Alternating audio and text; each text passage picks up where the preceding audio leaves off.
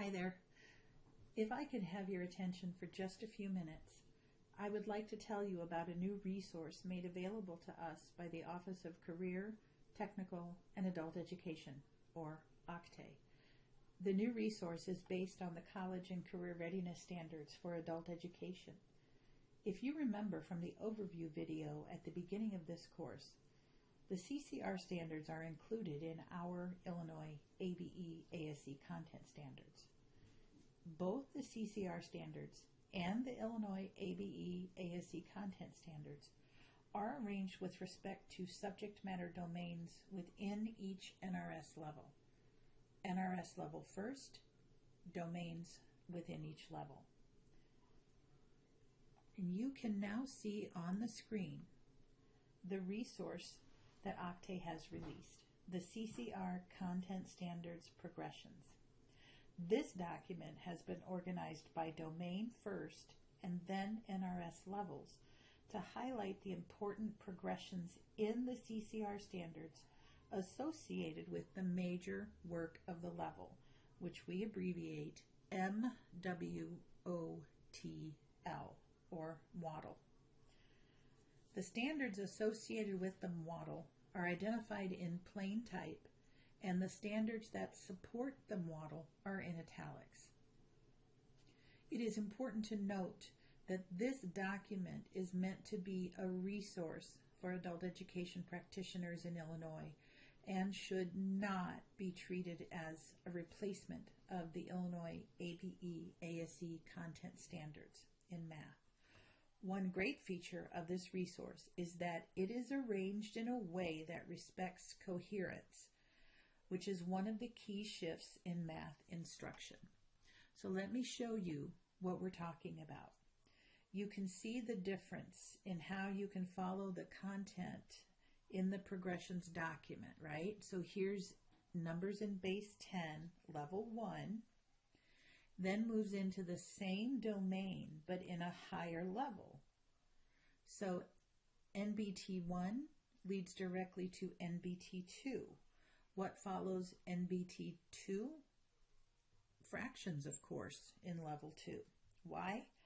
Because there is a progression, a connection between the standards in those domains.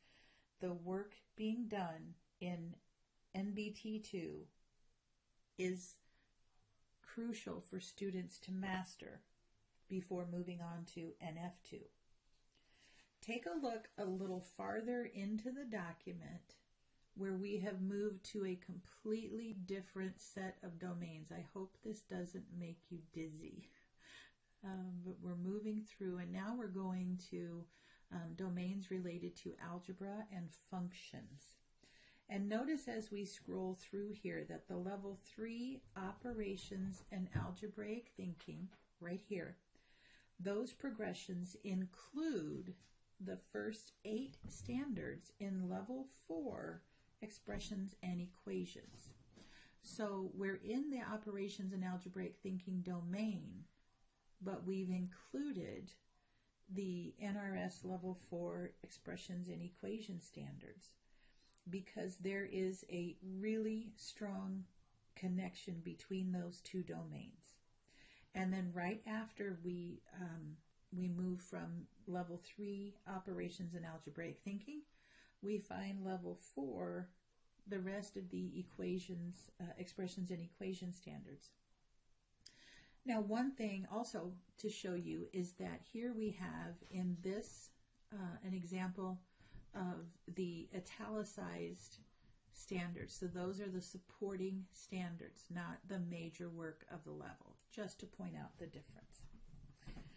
One thing that is important to point out is that every one of the standards in this content progressions document is included in our ABE-ASE mathematics content standards, every one of them.